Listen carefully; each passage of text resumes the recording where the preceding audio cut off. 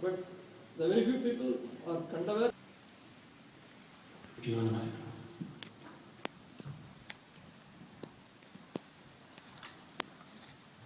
Dear friends, first of all, let me thank Siddhashtama and Sri Balaji for the Yaman service of doing these local classes. It's a great service, and we all should support and encourage it and bring more people into this. So thank you very much, Balaji, for inviting me second time. There are great scholars, great seers who have given wonderful interpretation of scriptures, especially Bhagavad Gita. So who am I to give anything more profound than that? But an opportunity to be in a satsang like this, an opportunity to discuss this kind of spiritual matters cannot be missed. That's why I am here, that's why you are here. So please listen to me carefully, but please discriminate more carefully before you accept what I say. Because whatever little I know, I'll share with you. So you're all going to learn, I think you are learning Bhakti Yoga, so I'm not going to go through verse by verse to give that one there. As Sri Balaji has put in, we probably put some key questions, key context. What is Bhakti? What is the importance of Bhakti in a spiritual level? How does it compare, relate to other yogas that Lord has given in the Bhagavad Gita? And what do we take it from this course or this lessons? Maybe these key questions can frame the discussion and the answers we are looking for. So what is Bhakti? In a very simple sentence, it is the intense love for God, only for God in a spiritual level. That may raise a question. What about those who have no religious hang-up on God? Would that not Bhakti an aspect in their development? After all, everybody, believers and non-believers, have to be rescued, aren't they? See, the word God is not just a religious phenomenon. It represents an ultimate goal towards which all the lives are being driven to. If you look at the scientists, they search for the cause of all causes, which they think it is changeless, timeless. All the people think rationally, they want to know the rational truth of all changes. And all the living things seek happiness, bliss. But the Sanatana Dharma is one which inculcates all these searches. The eternal, non-changing one called Sat,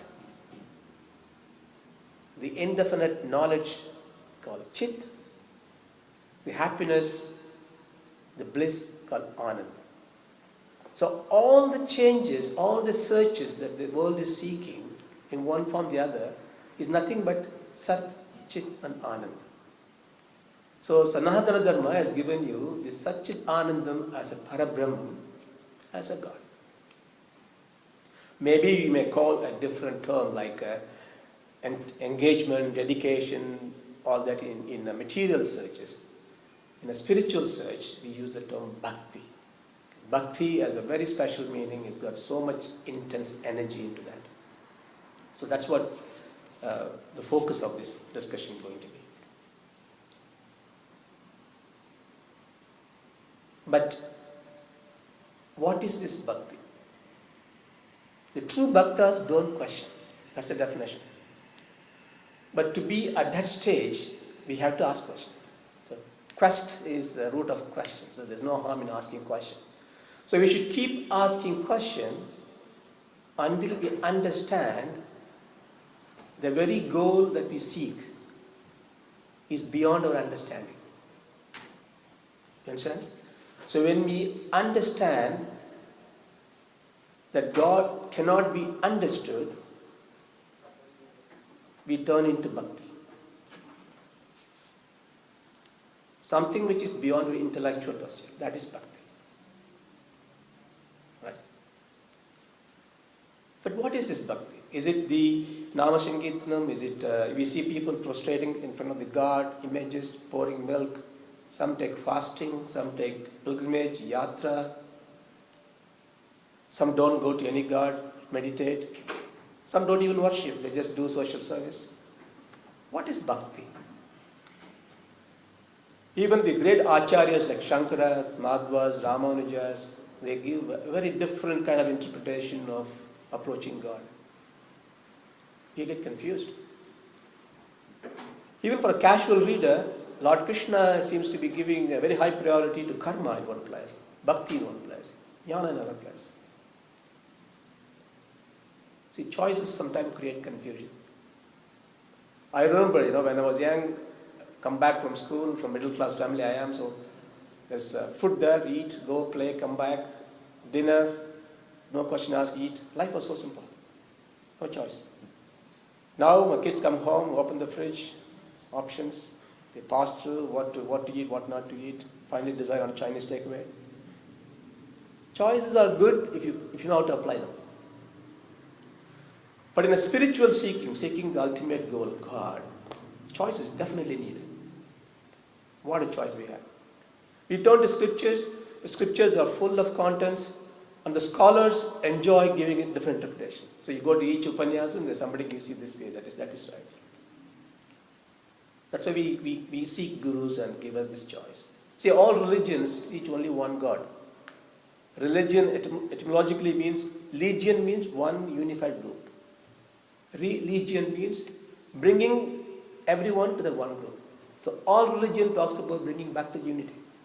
Ekam Satyam. That's what Vedanta says. But in Sanatana Dharma, why it is different from other religions, other good religions, I would say at least two major differences. In our religion, the expression of God is very, very rich. It is not somebody who is sitting in the heaven outside. It's everywhere, pervasive, in the microcosm, macrocosm. The access to God or the path to the God are very, very plenty. Choices, choices, choices. So what is that we should choose? It is like a strong one will choose one path and then go after it until he can use it. But the smart ones will take the best part of everything, culminate it, like a smart food, balanced diet. So what is this smart food that we need for our spiritual hunger? Let us talk about that bhakti as a one. There is one sloka, which is the last sloka of Bhagavad Gita, often quoted. That's where the Krishna ends that Gita. It's 1866. Says, Sarvadharman Pridvajya, Sarvadharman, all kinds of obligation that you have, Paridvajya, give it up. Mamekam Sharanam Braja, you come, surrender to me. Give up all the dharmas, all the duties, come and surrender to me. What do? Aham tva sarva papesha. All your sins, all your actions, mokshasya, I will liberate from you. This is the last law. This is the essence of the word. Surrender to me, I'll take care of everything.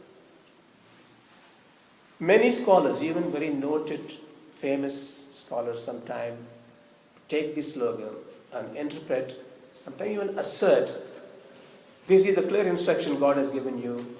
Don't worry about karma, don't worry about jnana, don't worry about dhyana, just surrender to God, everything will be fine. It is correct. It is the most profound truth. It is absolutely correct. But it may not be also correct if it is not applied to the right recipient. See, my neighbor's son got an exam, he doesn't study. He's playing around, exams is coming, he's very, very afraid, tension. even think of ducking the exam, not to fail. His father notices it and calls him and says, look, okay, study, this is the way you should study. Study in the morning, in the evening, take cue cards, search internet, do the past year's questions, spend 2 hours every day. Goes on. The exam day comes in, the boys with the books standing there in the hall. The dad tells him, drop all the books, take the pen, go to the exam hall. I respect the neighbor, listening to him, listening to the last day's conversation. Oh, that's a trick. I go home. Say on that day, unusually my children are studying. I go in there and say, drop all the books. Take the pen, go to exam. Will it work? Why? Because I have completely ignored all that had been sent to the boy next door in the last few weeks. So if I take the last sloga and say, that's it, I'm not going to do anything because this is what it is, I'm not serving the God. I'm not listening to Bhagavad Gita. So you have to be very, very clear about what is Lord is saying. So, Sarva Dharman Parityaja. So I can be in that state. So I'm going to say here, what is that state means? So bhakti has got to be seen in two different perspectives. Bhakti as a means and bhakti as a state. When you have bhakti as a state, that sloga fits you well. But we are in the mean-searching individuals. We are on means. We are bhaktiman, not bhaktas. Like shaktiman, one possesses shakti. Bhaktiman possesses bhakti. So the whole exercise of reading Bhagavad Gita, understanding is how do we become a bhakta? So that one sloka is good enough for us for emancipation. To do that, you have to connect bhakti with jnana.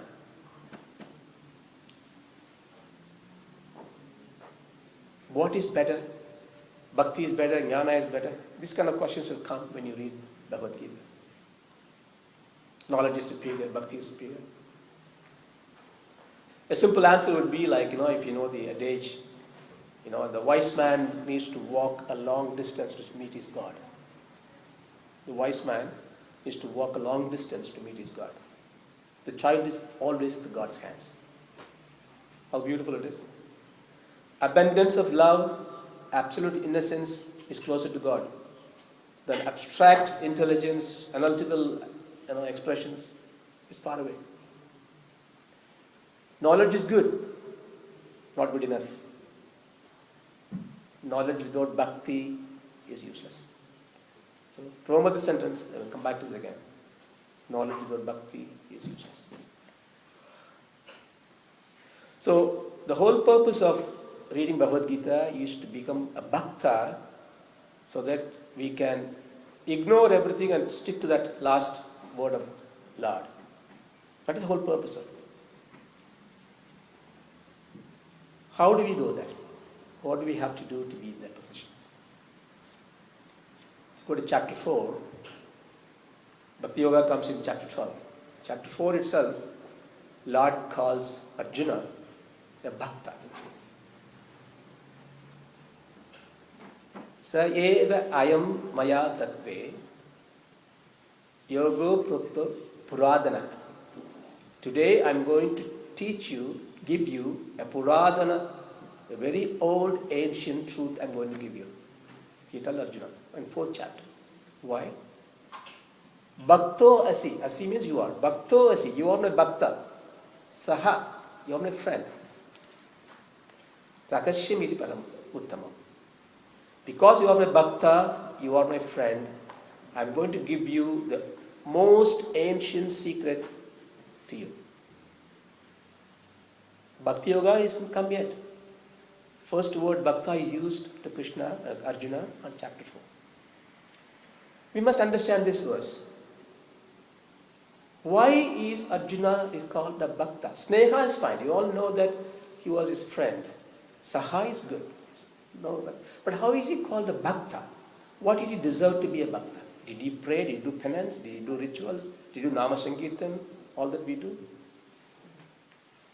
Do you know why? The most basic need for bhakta If you recall, some of you in the last discussion we had, I finished with two key words: absolute surrender. Asda, I wanted you to remember, absolute surrender, dead day seller's action. Absolute surrender is the key for bhakti. What Arjuna did, he lost everything. He lost his ego, he fell down on his Karna's feet and said, look, I am yours. Absolute surrender. That's why, even though Krishna has not defined who the bhakta is yet, he calls him or the bhakta. That's the first lesson. What that means to us, what is the significance of bhakti from here? Anybody can be a bhakta. You don't need to be a Vedic scholar.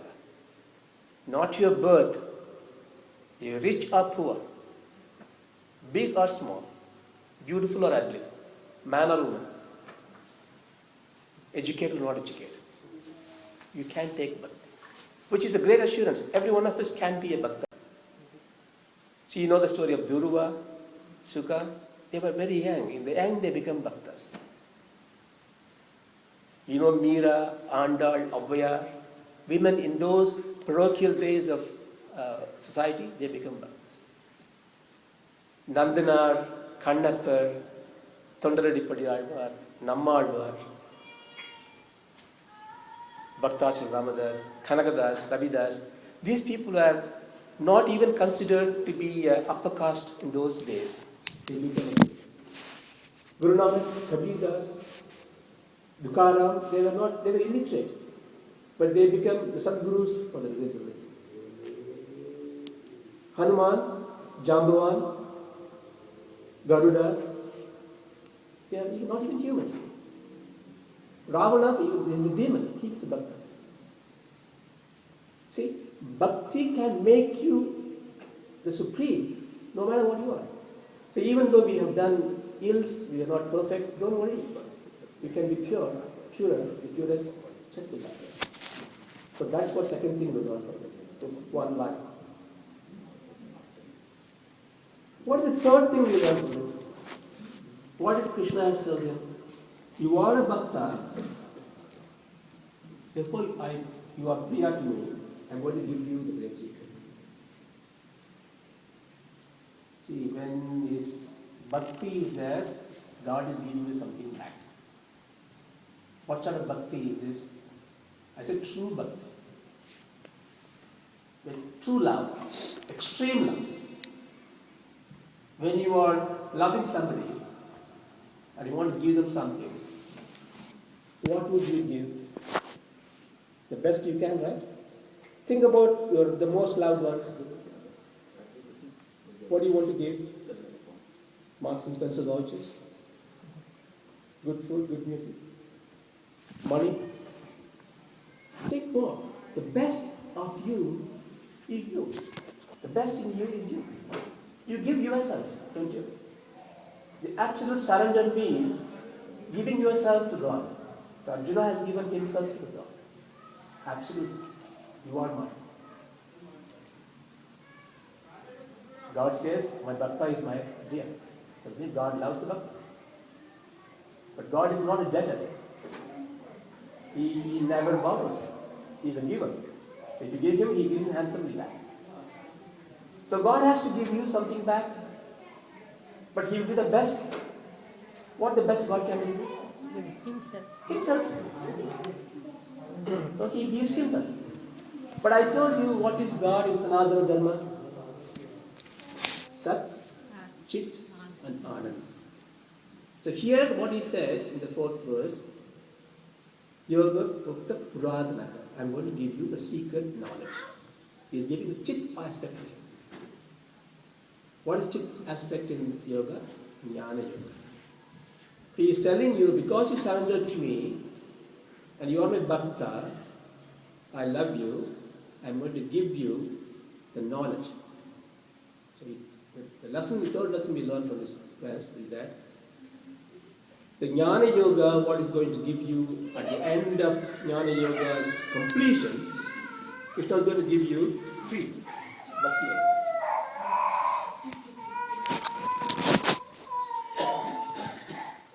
The other thing we understand, because God is giving you without you asking, God always gives you what you want, provided that it fits you. But without you asking, He'll give you what? Jnana. Which means the ultimate gift that one can acquire is jnana. The ultimate means to achieve the jnana is bhakti. So that is what you understand from this one slogan.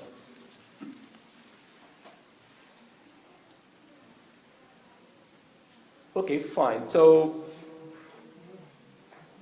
I understand this, but my bhakti is not exactly like Arjuna's bhakti. For us, bhakti means a petition of request. Exams coming, promotion is pending, mortgage to pay, grandma is not well, children get admission to university. Put petitions to God, right? Is it not a bhakti? Of course it is a bhakti. Because if you can think of God even at least at that stage, you are a bhakta. Maybe in a slightly lower form of bhakti. But nevertheless, don't mistake me, you do that. That is important to do, that's bhakti. When Lord says in the 7th chapter, there are 4 types of bhaktas go to Him. Chajurbida Bhajane Jana. Sadhakno Arjuna. Who are the 4? Artho, Jinyasu, Artharthi, Jnanichai. Artho, who is under distress. On what is? Jinyasu, who seeks knowledge, who wants to have knowledge. Artharthi, who wants to have wealth. And the true jnanis, wise people. You can put all our prayers and petition into this one of the 4 categories. So therefore, be assured that our simple prayers for going to God and asking for getting the traffic go quickly to getting the biggest promotion, all bhakti. But we have to go because Lord says in the 2 slogans after, Udhara Sarve Me. Everybody is good, but Jnani is a special one. Why? Because he goes there to give absolute love. So we have to be in that position. We need to go from our petition mode to that absolute mode to do that. So how are we going to go to that position? To do that, we must know what is that true bhakti means. So we haven't come to the Bhakti Yoga yet, but it's on the 4th chapter we are there. In Bhakti Yoga, in version 7, slogan 7, he says that the bhakta is one who, na krishyati, he has no grief or grace. Na shochati, he has no distress. Na kankshati, he has no desire. Shubha ashubha parityagi, he has good and bad, he divides. He defines who a true bhakta is. The greatest bhakta is called Narada. So Narada is a Manashika son of Brahma. So we see Narada singing everywhere, making trouble to bring it to a good end. Remember, wherever you are and if you have bhakti in your heart, at temple or home, anything, please think Narada is present. Because he has taken a vow to his father Brahma that he will wander around the whole universe, inculcate the divine love bhakti on everybody's mind. That was his job. So when you have bhakti in your mind, Narada is present. He wrote Narada Smriti. He basically took the Karma Kandas, Vedas and wrote how to worship God with the rituals. He was not fulfilled by that. Then he said, okay, I will add devotional singing to this. And he made Narada Pancharati. Still the rituals still wasn't fulfilled by that. Then he wrote Narada Bhakti Darshan or Bhakti Sutra. Even legend says that he was the one who instructed Vedavyas, because Vedavyas is Jagat Guru, is God himself. He composed Vyasam, wrote Puranas and everything. But apparently he was not in absolute bliss. So Narada went to him and said, Vyas, because you have not done an epic which only inculcates, intensifies the divine love. You have done all this Upanishad, Vyasams and everything, but no. Only on his command, he wrote the Bhagavatam. So Bhagavatam is full of love. So that is the legend behind Narada. So he says in one of the sutras, Sutra 5, he says, who is a Bhakta? He basically verbatim says, Bhagavad Gita 12 verse, chapter 12, verse 7. He says, Yoprapya, that kind of a Bhakta is no dveshtiyam, he has no enmity. Kinchat vanchanti, even a little bit of desire he hasn't got. Na sochati. How can we not have a desire? How can you have bhakti without a desire? But why? Why can't we have a desire? Why can't I have a desire and be a true bhakta? It's quite easy to understand this one. Because a true bhakta is one who is 100% engaged in thinking of God. Right? That's the definition. If you have that definition, and if you want a desire on another object of the worldly pleasure, what happens is when you desire is like a steering wheel. So when you desire, I'm going to go here, your mind will go to that object. So once the mind goes to that object, the mind is not with the God. Or you can say, oh no, I can think many things at one time. I'm a multi-processing person. Like if you buy a laptop today, you have multi-core CPU. It may be multi-core. The master control will have a one single processor. Time slicing is so finite. You think your mind is thinking many things at the same time. No. Mind is very linear. It only thinks one at a time. It's so fast. You think you are doing that. So, desire, therefore you can't do that. But how can I not have desires? That you have to have vairagya. Say a simple example. So I drive around London, I go to Knightsbridge, beautiful place, I see a flat. I love to live here. This is the flat I want. So that's desire. Now, how do I bring the desire to a manageable level so mind doesn't go away from my core? Okay, to get this house, I need this mortgage. Now this mortgage needs this much of increase in my salary. So only way I can get the thing is to get a promotion. To get a promotion, I must do my job better. Not just doing better, but also it promotes the whole business. Anyway, that's what I'm doing from day to day. Therefore, let me forget about the house. Let me go and do what I need to do better.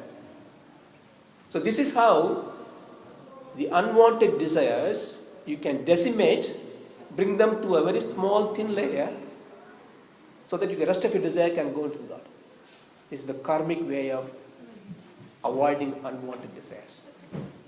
Still aim for the big house, no problem. But let it not occupy your mind. The other way you can do that is, oh, okay, this flat is nice, I can live there, but I need 6 feet to sleep.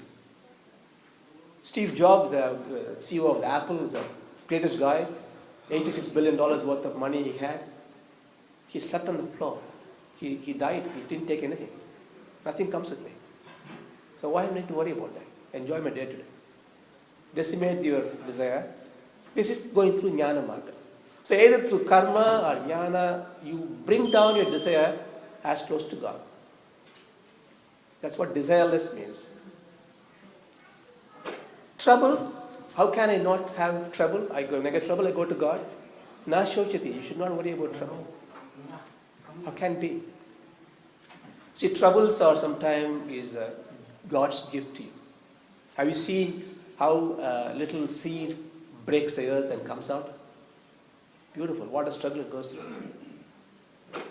There's a story about, I wrote this, in very young days, my school teacher told me this is a beautiful one about a cocoon. Have you seen a butterfly? Called metamorphism. It's a beautiful thing. It moves from one form to another form. So this little boy is looking at the window. You see in the garden a cocoon. It means the caterpillar is inside, pregnant. She's going to come out as a butterfly. He learned metamorphism in this class. He wants to see it. So he goes every day. Is it coming out? No. His anxiety builds up. One day, the cocoon breaks up. The butterfly comes out. He's watching it. It's so beautiful. But it's not taking off. He got stuck. It's struggling. The cocoon is holding it in the back of its body. So he takes pity. He takes his knife and go and carve the back of this cocoon. The shell opens up. The butterfly is relieved, but it falls onto the ground. It flutters its wings a few times, try to go up. The boy is watching. It dies. So he goes to his dad. Dad, this is what happened. Dad said, well, you learned something today. The cocoon is designed by God. The lower part is more harder than the upper part. It's more shallower. Designed by the God to really push the butterfly to struggle so that the bodily fluids that it carries are squeezed out. So that it gets out of its thin lead and take a flight. What you did, my son, you break open. You did not give the chance for it to evolve properly. Do you want to escape your troubles now? So when you have difficulty in life, when you think that it can be only told to God, to nobody else, that is an ordeal. That is an experiment. Don't go and ask God, escape me out of this now. So when you have difficulty in life, when you think that it can be only told to God, to nobody else, that is an ordeal. That is an experiment. Don't go and ask God, escape me out of this. No. Instead, ask Him, give me the wisdom and courage to cope with this. Because you know at the end of this struggle, you're going to have a bigger flight. Like a butterfly. That's how you become Nashyochati. Yeah. So because your mind is engaged in God, you have trouble at home, you have other things to sort out, He will take care of you because you committed to Him. He is Parandam, He will do it. So that is what meant by being Nashyochati. So now we come to this all come even before Bhakti Yoga. So you are prepared to get Bhakti in this. So Bhakti Yoga, chapter 12. In the 11th chapter, the Shurubhadana chapter, the last sloka, God is telling him, Mat kramat, do the work for me. Mat paramo, see me as the God. Mat bhakto, be my devotee. Sangha Parjita.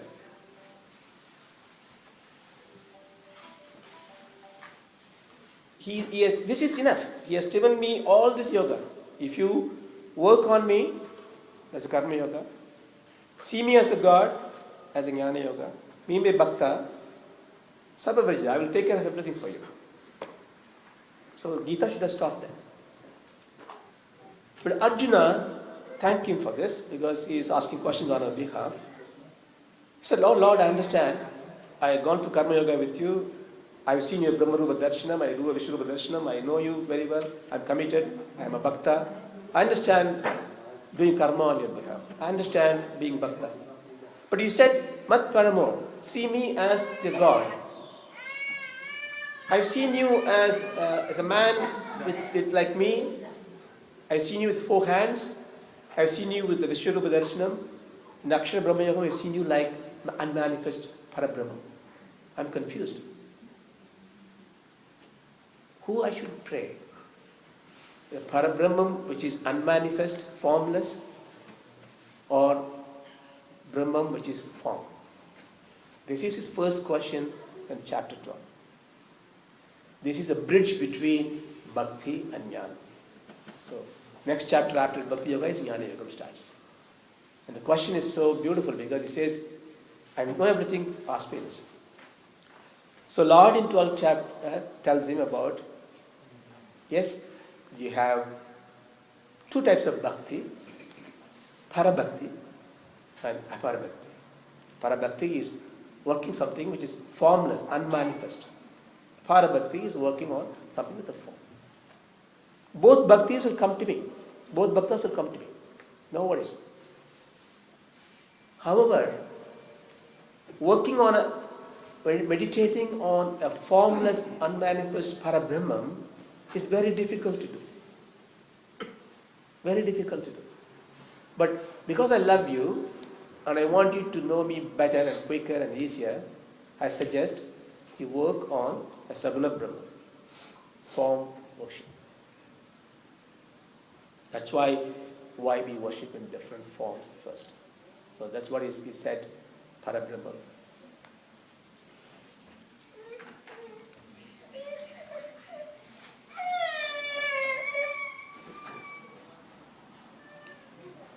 See, to understand this, again, as I say, you need to understand between the bhakti as a mean and bhakti as a state. When you worship on form and formless, it is a state in which you apply your mind. It's very difficult to... Why Arjuna asked for this? You know, in the Vishwarupa Darshan, he was looking at God. Vishwa means world, every form. Rupa means form. Vishwarupa means we always think someone taller than you. It's not even taller, it's all pervading. You see God in everything. That's what Vishwarupa means.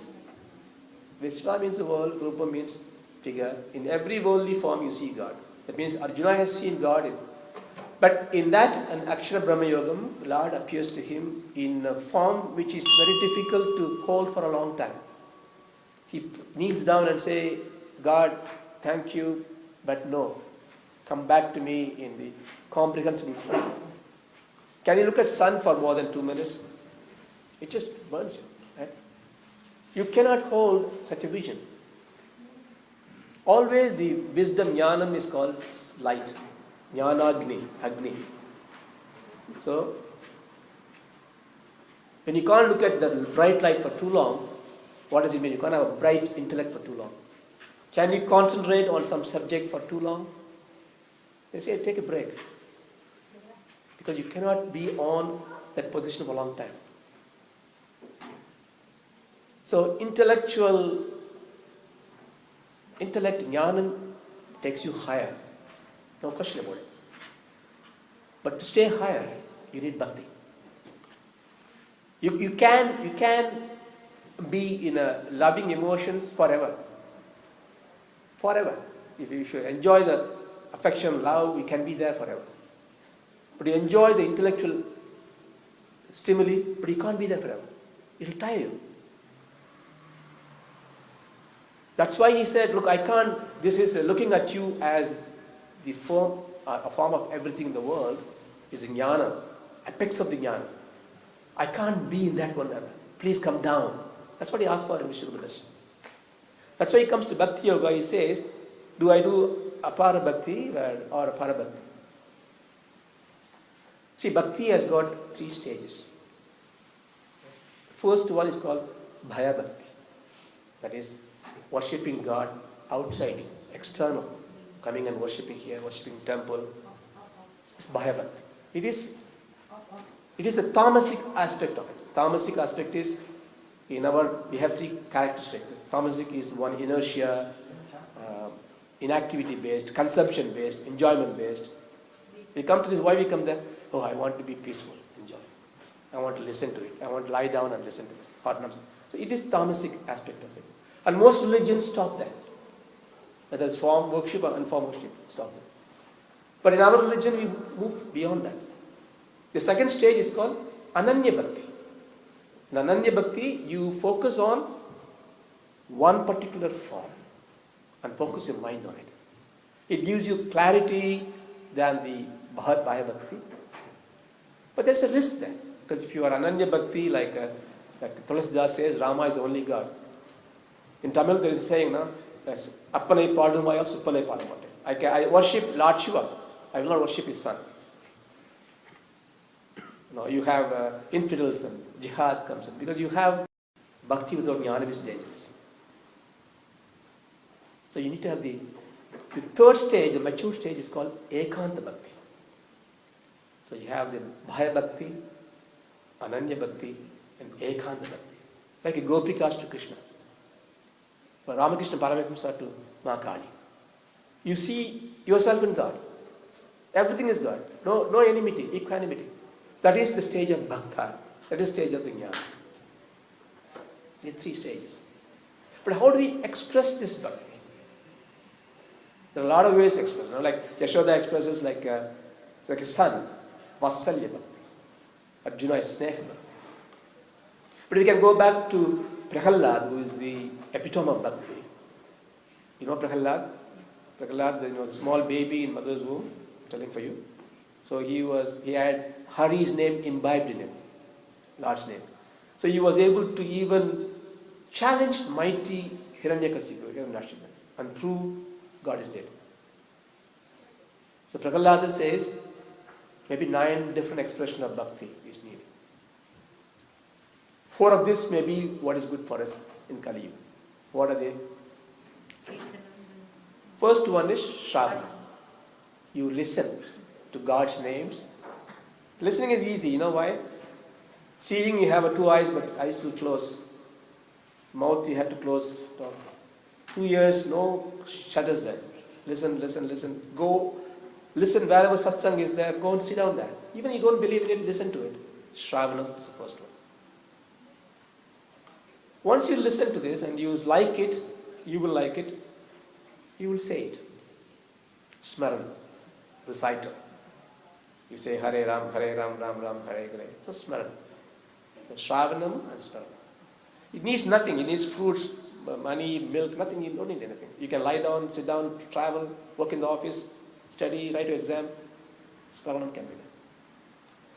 You smell, then you become so excited about it, you sing. That's Nama Sangeeta. You see people are excited sometimes. They are dances, a bit crazy in a positive way. Nothing to be ashamed of. If somebody is dancing in ecstasy, it is their communion with God. If you are a stony-hearted, you are outside this, you think crazy guys. No, it's not crazy. You know when you take a child and when you, when you cattle them and play with them, you get funny noises. La la la la la la kind of thing. Gibberish. Somebody says, what kind of language you speak? But you are in communication, right? That's how you communicate with God. Nama Sangeeta. Then you come and sit down on place. Okay, I know this now. I want to contemplate. You archita. So, Shravanam, Smaranam, Nama Sangeetanam, Architam are the 4 things we must do. The others are all where you can see God in someone. We are blind nowadays. We see, but we don't seek. That's the reason why we don't see great people. You know, you see pebble, not a diamond, because you see. When you seek, you find. We can ask the question: in those days, how come there are Naradas, so many Maharishis, Gurus, and there's nobody coming out? Is it? Do we seek? So when you seek, you engage in Pada Seva. It means waiting in command, like Lakshmana did to Rama. Vandana, just worshipping the God, praying to them, like Appa did and everything. Dasya, like Anjaneya did to Rama. Bharata did to Rama. Sneha, like Arjuna did to him. The most important thing is Atma Nivedana, just giving yourself to that. Ramakrishna Paramahamsa. So these are the different expressions of bhakti you have. Last one, okay, I got this bhakti. How do you intensify this bhakti? So my guru, the Adi Shankara, is epitome of poet, and he gives a beautiful 5 examples he gives in Shivananda Lagari. Bhakti can be expressed in 5 different ways, intensified 5 different ways. There's a tree called Angola tree. I don't know the botanical name right now, but Angola tree. That tree, what it does is, when the seed drops on the ground, when it matures, it goes to the root and attaches it. It's a scientific fact. It's Angola tree. That's one example. The second example is like a magnet to the world. Iron magnet attracts the world. Third example is a very loving husband and wife. Fourth example is a creeper on a tree. The fifth one is a river merging with the ocean. So, Kanchi Paramacharya's, the great guru, said this one very beautifully. They said the first one and second one are the intense bhakti in a Dvaita bhava. Dvaita is a duality, like Madhvacharya. God is God, I am, bhakti connects me. We are always two separate things. That's a Dvaita Vedanta. Like how the example I gave you, first example is Ankola tree and the seed, and magnet and magnet. The second two are Vishishta. They are not separate but part, a subsystem. Still separable, distinguishable. Husband and wife, they are together all the time, but they are separable. The tree and the creeper, they are tied up so closely together, but you can't distinguish them. That's a tree. That's a Vishishta. Merging river to the sea is Advaita, non-duality. There is nothing. Once I merge into God, there's no difference. So you can stand anywhere. You can be a Vaishnava, you can be Madhva, you can be a Smartha. It doesn't matter where you are. Your intensification comes through. So I finished now. So quickly, I have two questions before I finish this thing. I like Bhakti, fine, but Krishna says, Man mana bhava, mat bhakto, pray to me, surrender to me, I'll take care of it. I understand the Bhakti concept is fine, excellent, but I'm not Krishna's fan. I am Rama's fan. What do I do? Oh, I am a Shiva's fan because my father is all a Shiva Bhakta, and I like Muruga. Well, I go to church, my mosque, I do namaz 5 times. I go to church at least for Christmas. So, Bhagavad Gita should be appealed to everybody else. Where do I stand? God says, don't worry. He says in the chapter 7, Yo yo yam yam danut bhakta. Yavan yascha. Aspita. Yo yo yavan. Which form? Four form. Bhakta, you want to see. As long as your Shraddha is strong, tasya, and I will make sure that Shraddha achalam. So if you worship in particular form, I will make sure your Shraddha, your dedication to that form becomes stronger and stronger. What God is doing is, He goes and checks, okay, you are worshipping in this form, you are worshipping very, very sincerely, don't worry, I'll make it stronger. If that is the case, what's the point of trying for conversion? So if somebody is worshipping Vishnu, or somebody is worshipping Shiva, somebody is worshipping Jesus, somebody is worshipping Allah, and they are very dedicated, committed, their Shraddha will be stronger and stronger because God is making sure it be stronger. Why should you go and change it? So bhakti in multiple disciplines. The second question is, fine, but you said no desire. But all the Upanishads, all the Vedas, what I understand is that liberation, relief from the cycle of birth and death, emancipation is key. I want to get emancipation. I want to get liberation, mukti. I want to get moksha. If I ask for it, would there not be a desire? Bhakta says, yes, it's a desire. Don't ask for it. Because God has given you, again in the 7th chapter, He says, Kaunteya Pradigyan, I'll give you a promise. Name Bhakta Pranayashyati.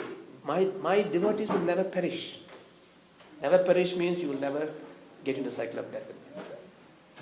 But how do they get liberation? Adi Shankara said liberation needs jnana. But you say bhakti. Is Adi Shankara was wrong? No. The preposition with very important. Liberation needs jnana. With jnanam you get liberation. Without jnanam you don't get liberation. That is true. Which gives you the fact that jnanam is necessary for mukti.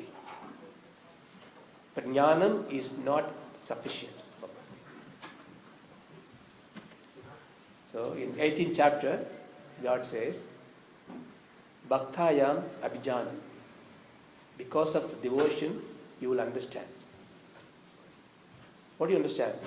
Yavan yascha asmi tattva. Yavan, what type I am, yascha, who I am, asmi means me, tattva. True bhakti, you will understand who and what I am. Okay? If I understand what do I get? Tato me tattvado jnatva. Because you understand that one, the tattva. Moshe Shamparji, I will give you liberation. Emancipation comes to you. So, to conclude this one. Now, if you understand this one, you can go back to the last sloka I said. Sarva dharman parityajya. Give up all this thing.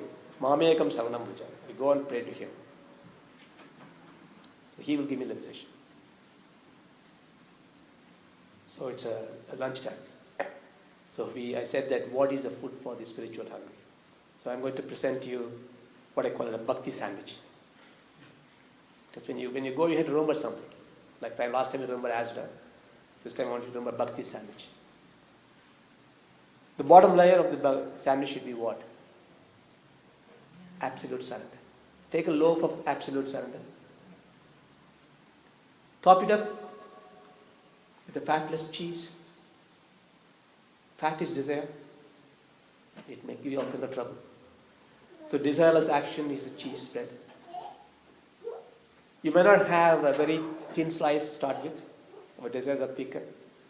But it will teach you a lesson, so you will take a thinner one. Add the true understanding of God as a layer of protein on top of it. Garnish with beautiful olives, lettuce and everything in the form of Nama Sankirtanam, Archana, Shranam, Shravanam. Top layer, the loaf will be an absolute love. Every layer is important. More layers you have, more nutritious it's going to be. But what holds this bhakti sandwich is the top and the bottom layer, isn't it? Absolute love, absolute surrender. So that is my food for your thought today. Thank you very much, Balaji, and thanks for listening. Pranam. Thank you very much. Thank you. Now, I request on behalf of the class, Sridhar to go out of time. Because for the question, I don't have much time. So it's